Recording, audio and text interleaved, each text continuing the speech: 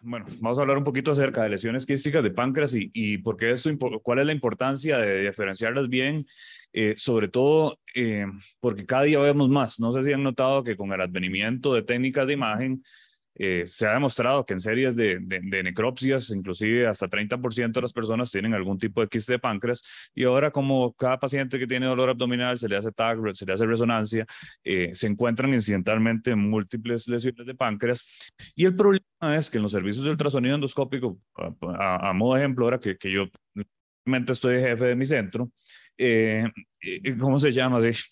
Eh, empieza uno a acaparar de la endoscopía del seguimiento de pacientes con lesiones quísticas de páncreas. Entonces, hasta cierto punto es muy importante tratar de hacer una diferenciación con certeza para poder excluir los pacientes que en realidad no requieren ningún tipo de seguimiento. Para hacer esa diferenciación, tenemos que diferenciar si el quiste es neoplásico o no neoplásico, si es mucinoso o no es mucinoso, y si es mucinoso, se tiene riesgo de alto riesgo o bajo riesgo de malignización. Y eso lo podemos hacer de múltiples formas. Lo podemos hacer solamente desde un punto de vista morfológico, que tiene una sensibilidad relativamente buena. Lo podemos hacer utilizando técnicas de contraste, de microendoscopía confocal, que eso lo vamos a ver más adelante en otra charla, con biopsias también a través de la aguja y histológicamente con FNB. Y nada más para recordar, es importante hacer la diferenciación porque, como por ejemplo, un cistadenoma seroso tiene un riesgo prácticamente nulo de malignidad y hay ninguna indicación para darle seguimiento, así como los IPMN de ducto secundario raramente van a malignizar. Recordar que los IPMN de ducto primario y ducto principal tienen un riesgo de 50% de malignización y los cistadenomas mucinosos de 1/3 de malignización. Entonces, eso por un lado, algunos van a malignizarse, pero por otro lado, de recordar que las complicaciones asociadas a una cirugía pancreática, especialmente una cirugía de Whipple, son bastante altas, con morbilidad que anda alrededor del 30% y una mortalidad nada despreciable que puede andar alrededor del 5%. Entonces, debemos escoger cuáles pacientes vamos a mandar a operar. Y bueno, generalmente vamos a mandar a operar a aquellos pacientes que tengan cistadenomas mucinosos y aquellos pacientes que tengan IPMN de ducto principal. Y en los IPMN de ducto secundario, la gran mayoría no van a malignizar. Sin embargo, tenemos que determinar qué signos o qué síntomas o qué criterios de alarma tienen para hacer un criterio. Y para eso nos vamos a regir principalmente con los criterios de Fukuoka. Recordar que los IPMN de ducto secundario los vamos a mandar a operar directamente si tienen estigmas de alto riesgo, o sea, si tienen un conducto pancreático más de 10 milímetros, si tienen nódulos morales que captan contraste mayores de 5 milímetros. Recordar que estas lesiones a veces hacen, o con mucha frecuencia hacen nódulos de mucosa, en realidad que es moco, y que podríamos malinterpretar como un nódulo pancreático. Entonces, por eso es importante el uso de contraste, y si no tenemos contraste, algunas modalidades de imagen que nos dan vascularidad del nódulo, como es Flow, por ejemplo, del nuevo Fine Flow de Olympus, que viene en el procesador Nueva Loca, sería bastante útil para determinar si hay flujo dentro del nódulo, y eso nos sugiere que es un nódulo moral. Y si asocian datos de ictericia obstructiva, también es un criterio de cirugía. Mientras que los IPMN que tengan solo características preocupantes les podemos dar seguimiento por ultrasonido endoscópico. Entonces son aquellos que tengan conducto pancreático menor de 10, entre 5 y 9, que tengan nódulos morales de menores de 5 milímetros, en el cual el quiste sea menor de 3 centímetros, que el crecimiento, que vayan progresando en crecimiento, deberíamos darle seguimiento para ver si sobrepasa ya el tamaño para cirugía, si hay adenopatía, si hay 19,9 elevado, y si hay un cambio bruto en el páncreas. Esas son características preocupantes. Esos los deberíamos estudiar ampliamente para determinar si el paciente requiere ser referido a cirugía. Es importante que los IPMN que no tienen criterios de malignidad tienen un riesgo de apenas 2%, entonces son pacientes que inclusive se podría diferir su seguimiento, inclusive a veces podríamos, dependiendo de ciertas características, abandonar de todo el seguimiento. Sin embargo, si hay estigmas de malignización, 50% van a malignizar. Sin embargo, ¿cuál es el problema? Y sobre todo a la hora de diferenciar estas lesiones, es que, para ser francos, en estudios de imágenes muchas veces son iguales. Si se pueden ver un pseudoquiste, un cistadenoma seroso, un cistadenoma mucinoso y un tumor neuroendocrino crístico, los cuatro son iguales, y distinguirlos desde el punto de vista tomográfico sería imposible. Entonces se dice que la sensibilidad para los estudios tomográficos anda alrededor del 67%, mejora un poco para detectar ya lesiones que son malignas, y en lesiones pequeñas la sensibilidad va a disminuir. Entonces, ¿qué nos aporta el ultrasonido endoscópico? El ultrasonido endoscópico, ciertas características morfológicas, específicamente la presencia de nódulos morales y el análisis de lesiones pequeñas, nos aumenta esta sensibilidad y hay algunas series que reportan inclusive hasta 98% con características morfológicas del ultrasonido endoscópico. Sin embargo, es importante ser francos que una sensibilidad del 90, y una especificidad del 98% solamente con características morfológicas probablemente se aleje de nuestra realidad, de nuestra práctica cotidiana. Sí se ha visto que cuando uno agrega ultrasonido endoscópico, estudios radiológicos, la sensibilidad y la especificidad, y entonces su precisión diagnóstica aumenta inclusive llegando a un 84%, sobre todo porque el ultrasonido endoscópico es muy útil para detectar nódulos morales que en general no se ven en la resonancia otaca. Entonces, desde el punto de vista morfológico, ¿cómo diferenciarlos? Ojalá fuera así de fácil como este flujograma, pero por lo menos nos da una guía. Si tenemos lesiones uniloculares, lo que tenemos que ver es si hay quistes adentro del quiste o si la cápsula es gruesa. Si tenemos esa característica en que la cápsula es gruesa o quiste adentro del quiste, probablemente sea un cistoadenoma mucinoso. Mientras que si no la tenemos, lo más probable es que sea un quiste simple o un pseudoquiste de páncreas. Si tenemos el típico patrón de panal de abeja, la gran mayoría de las veces va a ser un cistadenoma seroso. Sin embargo, ocasionalmente pueden ser tumores pseudopapilares o tumores neuroendocrinos que han hecho o se han caracterizado por hacer un quiste asociado. Y si son multiloculares, lo que deberíamos ver es si hay comunicación con el conducto pancreático, y si hay comunicación con el conducto pancreático, lo más probable es que sea un IPMN, mientras que no hay comunicación con el conducto pancreático, podría ser un cistadenoma seroso. Entonces, a la hora de diferenciar es muy importante distinguir varias cosas, sobre todo en la forma del tumor, del quiste, perdón, si hay comunicación con el conducto pancreático y también si hay componentes sólidos. Entonces, ojalá fuera tan simple como el flujograma, porque, por ejemplo, estos son todas imágenes de cistadenomas serosos, y si bien es cierto, la gran mayoría se van a comportar en el patrón de panal de abeja, vamos a tener algunos que sean oligoquísticos, que se van a simular, o hay que hacer el diagnóstico diferencial con un IPMN. Vamos a tener algunos uniloculares, que hay que hacer el diagnóstico diferencial con cistadenoma mucinoso, y vamos a tener lesiones sólidas, que habría que hacer un diagnóstico diferencial con tumores neuroendocrinos de páncreas. De ahí es donde las técnicas ancilares, como la toma de histología, la toma de biopsia y el análisis de otros parámetros, toman mayor importancia. Igual, lo mismo pasa con el cistadenoma mucinoso. A veces es muy difícil diferenciar esto y de un pseudoquiste de páncreas inclusive. Hay algunas características, ¿verdad? Sobre todo que su cápsula es gruesa, y también estos hallazgos que vemos aquí, como un quiste dentro de quiste, la presencia de nódulos morales o la presencia de mucina, nos tienen que hacer pensar en la posibilidad de que es un cistadenoma mucinoso. Los IPMNs tienen una característica tubular y como en racimo de uvas, y generalmente tienen comunicación con el conducto pancreático, entonces eso nos puede orientar. Y sobre todo es importante, cuando tenemos IPMNs de ducto secundario, saber o tratar de identificar si tienen criterios de malignidad. Hay que estratificar el riesgo. ¿Y cómo lo vamos a estratificar? Si tienen engrosamiento de la pared del quiste o si tienen nódulos morales, generalmente estos son criterios de malignidad. Este score me parece bastante útil en realidad, donde se le da una puntuación a varias características: el tamaño del quiste, la presencia de nódulos morales, la dilatación del conducto pancreático, la presencia de septos gruesos, y si hay un orificio del conducto pancreático muy abierto, muy permeable, por decirlo así. Y si ese score a la hora de tomarlo da mayor a 7, tiene una sensibilidad y una especificidad para malignidad bastante adecuadas.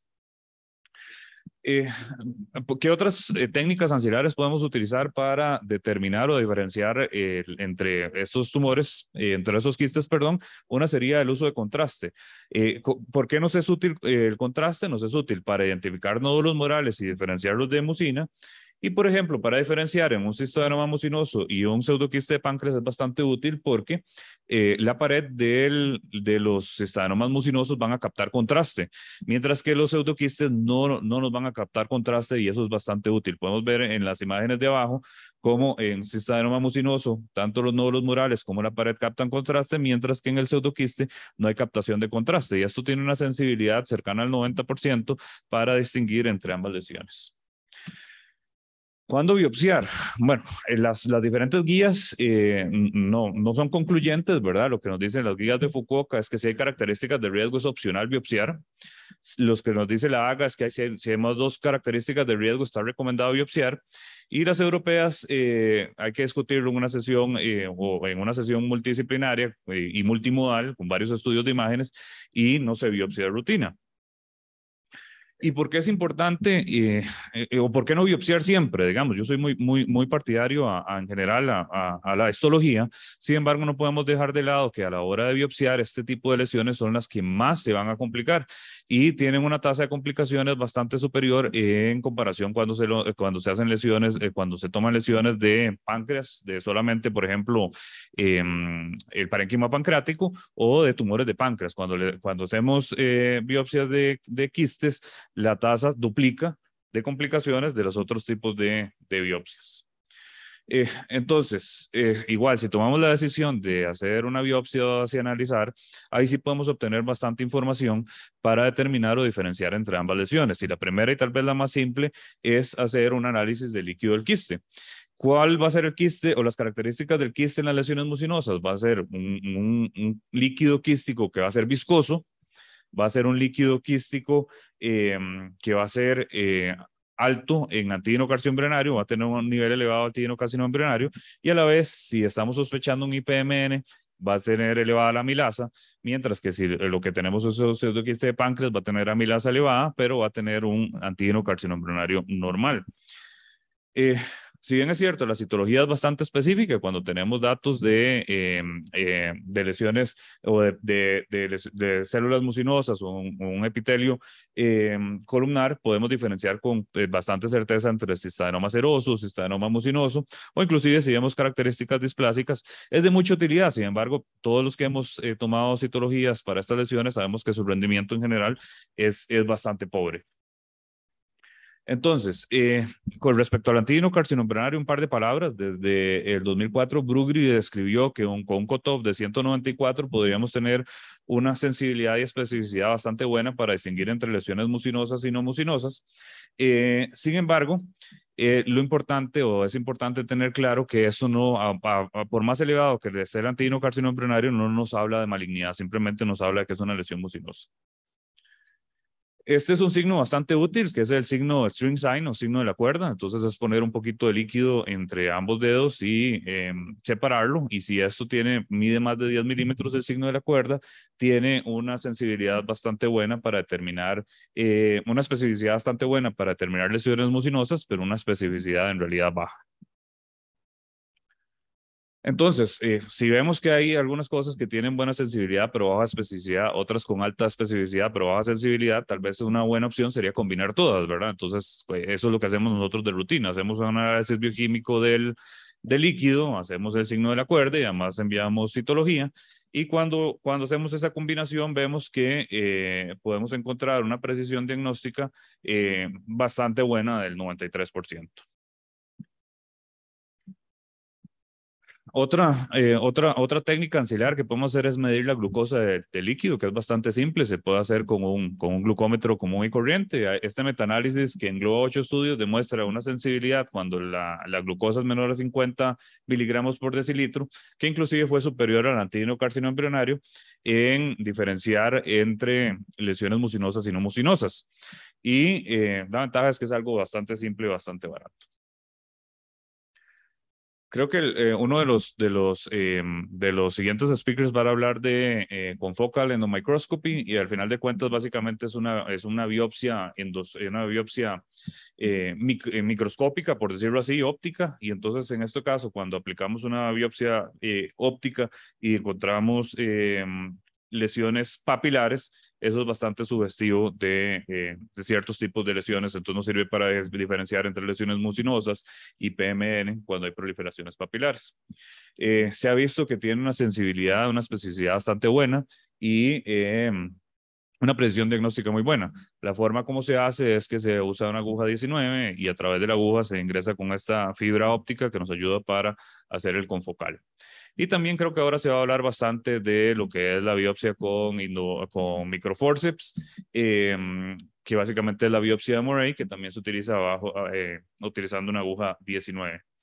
Eh, en realidad, el éxito técnico es algo que es relativamente fácil de hacer y nos da un diagnóstico patológico en muchos casos. Y sobre todo, ¿por qué es importante? Porque tissue is the issue. Por varias cosas. Lo primero, es súper útil para descartar lesiones que no requieren seguimiento. Y ahora les voy a enseñar algunos casos.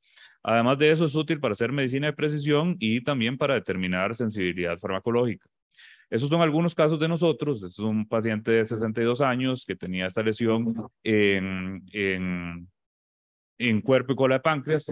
En cola de páncreas sobre todo, al ser hombre, ¿verdad? Llama la atención porque generalmente las lesiones mucinosas son más frecuentes en mujeres. Se le hace la biopsia con el microforceps o le hacemos la biopsia y lo que encontramos es un quiste linfoepitelial, que es un quiste completamente benigno que no tiene ninguna indicación de tratamiento. Este otro caso, una 46 años, quiste de cola de páncreas, se sospechaba una lesión mucinosa, se le hace la la biopsia con microforceps y tenemos un quiste epidermoide que no requiere seguimiento. Y también nos cambia el abordaje diagnóstico. Por ejemplo, en esta otra paciente, 54 años, un quiste de la cola de páncreas, que lo que se encontró fue con el microforceps, que era un tumor neuroendocrino.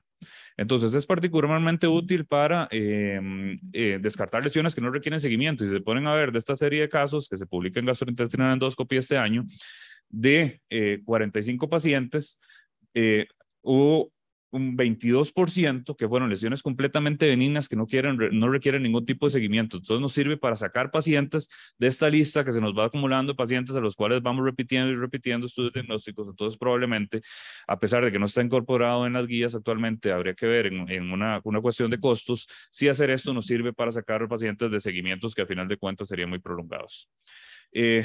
Creo que esto lo van a tocar ahora un poquito más adelante. Y nada más para recordar, por otro lado está la contraparte, ¿verdad? Si tiene, es cierto, tiene sus beneficios para hacer un diagnóstico histológico, tiene complicaciones y sobre todo hay varias series recientes que han reportado una tasa de complicaciones alrededor del 10% e inclusive con casos de mortalidad.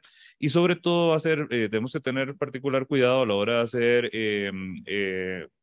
biopsia con microforceps de los IPMNs porque son los que más asocian complicaciones y probablemente este diagrama lo explique bastante bien a la hora de pasar por el quiste que salía de líquido pancreático y eso nos vaya a generar la pancreatitis. Un par de palabras de biomarcadores. Yo sigo insistiendo en este problema y generalmente hasta que uno le toca enfrentarse con listas de espera, se da cuenta de qué montón de pacientes con quistes de páncreas tenemos en la consulta. Entonces, a pesar de que los biomarcadores son costosos y al día de hoy no es mentira que son realmente muy costosos, sí se ha visto que si se encuentran marcadores, digamos, de mutaciones en KRAS o en algunos alelos específicos, tienen una sensibilidad excelente para predecir riesgo de malignización. Muchísimo mayor a los hallazgos morfológicos, muchísimo mayor a los hallazgos histológicos.